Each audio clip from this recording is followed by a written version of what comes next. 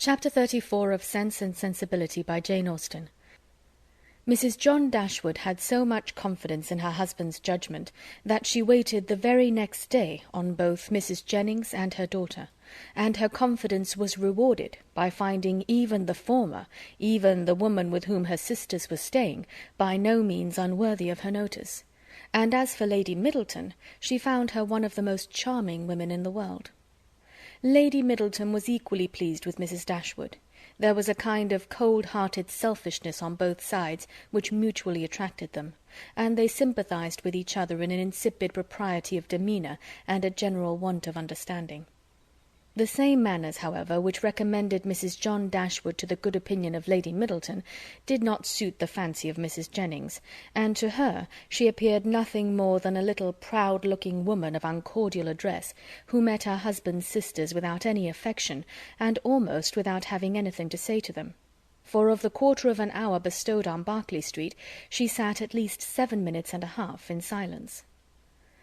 Elinor wanted very much to know, though she did not choose to ask, whether Edward was then in town, but nothing would have induced Fanny voluntarily to mention his name before her, till able to tell her that his marriage with Miss Morton was resolved on, or till her husband's expectations on Colonel Brandon were answered, because she believed them still so very much attached to each other that they could not be too sedulously divided in word and deed on every occasion. The intelligence, however, which she would not give, soon flowed from another quarter. Lucy came very shortly to claim Elinor's compassion on being unable to see Edward, though he had arrived in town with Mr. and Mrs. Dashwood. He dared not come to Bartlett's Buildings for fear of detection, and though their mutual impatience to meet was not to be told, they could do nothing at present but write.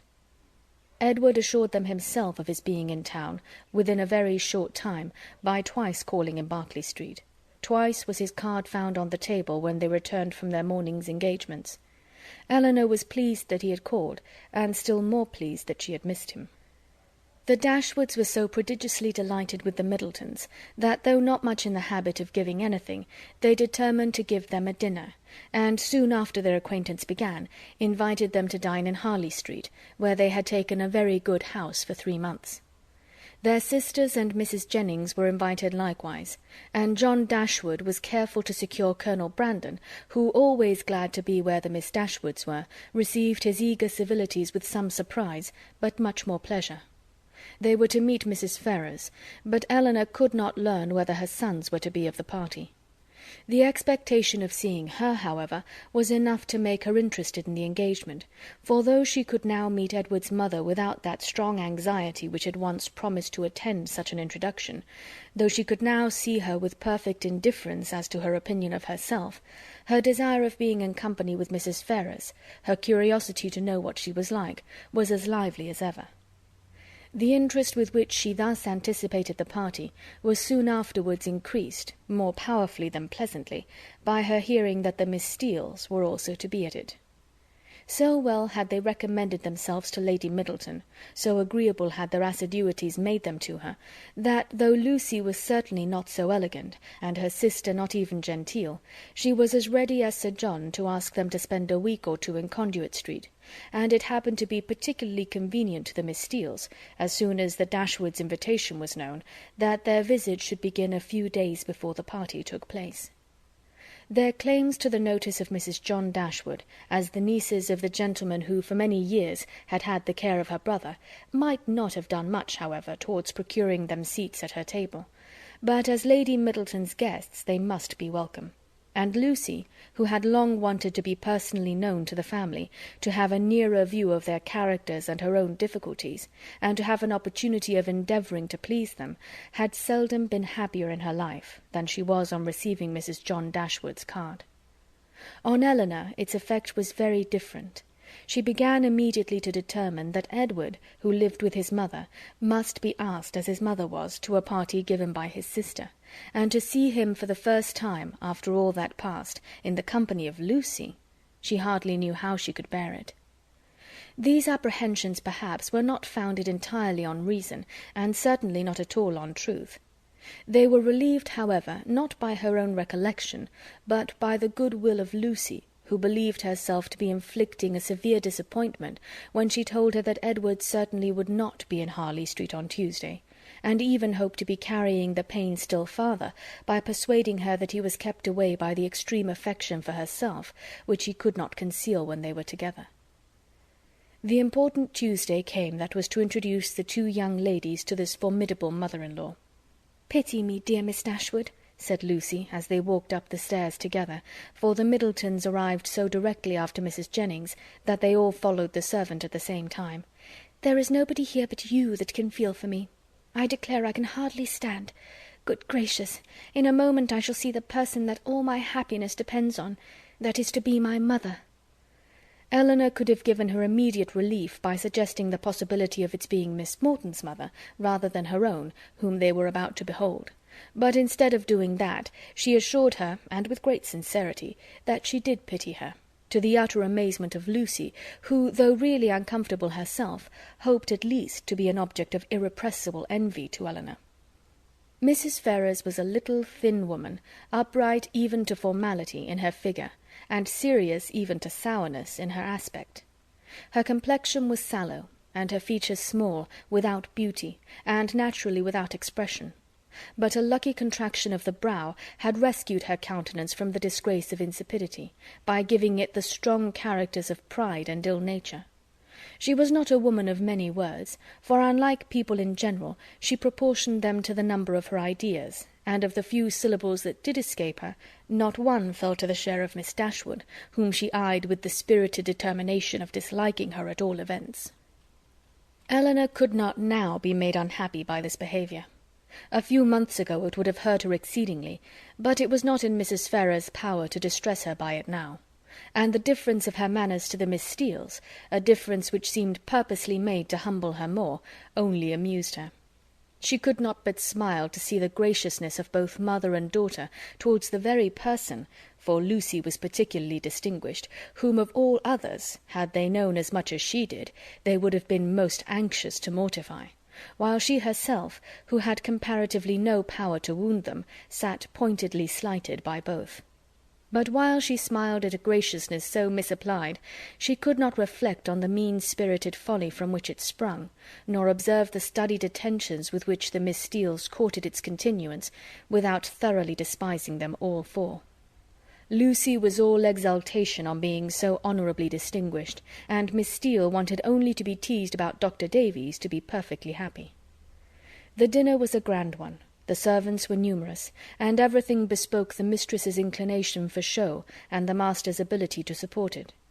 In spite of the improvements and additions which were making to the Norland estate, and in spite of its owner having once been within some £1,000 of being obliged to sell out at a loss, nothing gave any symptom of that indulgence which he had tried to infer from it.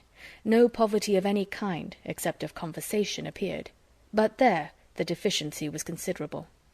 John Dashwood had not much to say for himself that was worth hearing, and his wife had still less.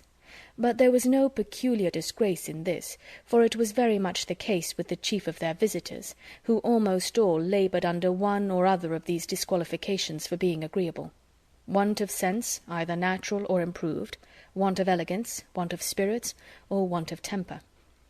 When the ladies withdrew to the drawing-room after dinner, this poverty was particularly evident, for the gentlemen had supplied the discourse with some variety, the variety of politics, enclosing land, and breaking horses; but then it was all over, and one subject only engaged the ladies till coffee came in, which was the comparative heights of Harry Dashwood and Lady Middleton's second son William, who were nearly of the same age.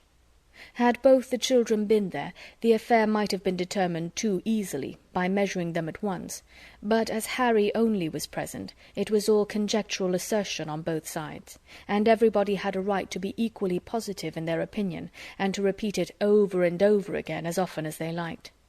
The party stood thus. The two mothers, though each really convinced that her own son was the tallest, politely decided in the favour of the other. The two grandmothers, with not less partiality, but more sincerity, were equally earnest in support of their own descendant.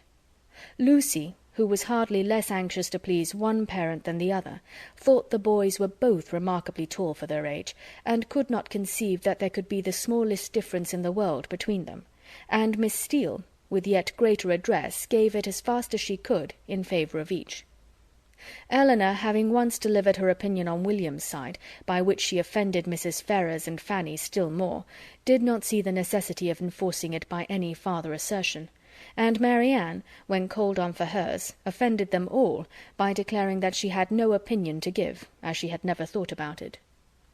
Before her removing from Norland, Elinor had painted a very pretty pair of screens for her sister-in-law, which being now just mounted and brought home, ornamented her present drawing-room, and these screens, catching the eye of John Dashwood on his following the other gentlemen into the room, were officiously handed by him to Colonel Brandon for his admiration. "These are done by my eldest sister," said he, "and you, as a man of taste, will, I dare say, be pleased with them. I do not know whether you have ever happened to see any of her performances before, but she is in general reckoned to draw extremely well." The Colonel, though disclaiming all pretensions to connoisseurship, warmly admired the screens, as he would have done anything painted by Miss Dashwood, and on the curiosity of the others being of course excited, they were handed round for general inspection. Mrs. Ferrars, not aware of their being Elinor's work, particularly requested to look at them, and after they had received gratifying testimony of Lady Middleton's approbation, Fanny presented them to her mother, considerately informing her at the same time that they were done by Miss Dashwood. Said Mrs. Ferrars, "very pretty," and without regarding them at all, returned them to her daughter. Perhaps Fanny thought for a moment that her mother had been quite rude enough, for, colouring a little, she immediately said, "They are very pretty, ma'am, aren't they?" But then again, the dread of having been too civil, too encouraging herself, probably came over her, for she presently added, "Do you not think they are something in Miss Morton's style of painting, ma'am? She does paint most delightfully. How beautifully her last landscape is done." "Beautifully indeed, but she does everything well." Marianne could not bear this. She was already greatly displeased with Mrs. Ferrars, and such ill-timed praise of another, at Elinor's expense, though she had not any notion of what was principally meant by it, provoked her immediately to say with warmth, "This is admiration of a very particular kind. What is Miss Morton to us? Who knows or who cares for her? It is Elinor of whom we think and speak." And so saying, she took the screens out of her sister-in-law's hands to admire them herself as they ought to be admired. Mrs. Ferrars looked exceedingly angry, and drawing herself up more stiffly than ever, pronounced in retort this bitter philippic, "Miss Morton is Lord Morton's daughter." Fanny looked very angry too, and her husband was all in a fright at his sister's audacity. Elinor was much more hurt by Marianne's warmth than she had been by what produced it, but Colonel Brandon's eyes, as they were fixed on Marianne, declared that he noticed only what was amiable in it, the affectionate heart which could not bear to see a sister slighted in the smallest point. Marianne's feelings did not stop there. The cold insolence of Mrs. Ferrars's general behaviour to her sister seemed to her to foretell such difficulties and distresses to Elinor as her own wounded heart taught her to think of with horror, and urged by a strong impulse of affectionate sensibility, she moved, after a moment, to her sister's chair, and putting one arm round her neck, and one cheek close to hers, said in a low but eager voice, "Dear, dear Elinor, don't mind them. Don't let them make you unhappy." She could say no more. Her spirits were quite overcome, and hiding her face on Elinor's shoulder, she burst into tears. Everybody's attention was called, and almost everybody was concerned. Colonel Brandon rose up and went to them without knowing what he did. Mrs. Jennings, with a very intelligent "Ah, poor dear," immediately gave her salts, and Sir John felt so desperately enraged against the author of this nervous distress that he instantly changed his seat to one close by Lucy Steele, and gave her, in a whisper, a brief account of the whole shocking affair. In a few minutes, however, Marianne was recovered enough to put an end to the bustle, and sit down among the rest, though her spirits retained the impression of what had passed the whole evening. "Poor Marianne," said her brother to Colonel Brandon, in a low voice, as soon as he could secure his attention. "She has not such good health as her sister. She is very nervous. She has not Elinor's constitution. and one must allow that there is something very trying to a young woman who has been a beauty in the loss of her personal attractions. You would not think it, perhaps, but Marianne was remarkably handsome a few months ago, quite as handsome as Elinor. Now you see it is all gone. End of chapter 34.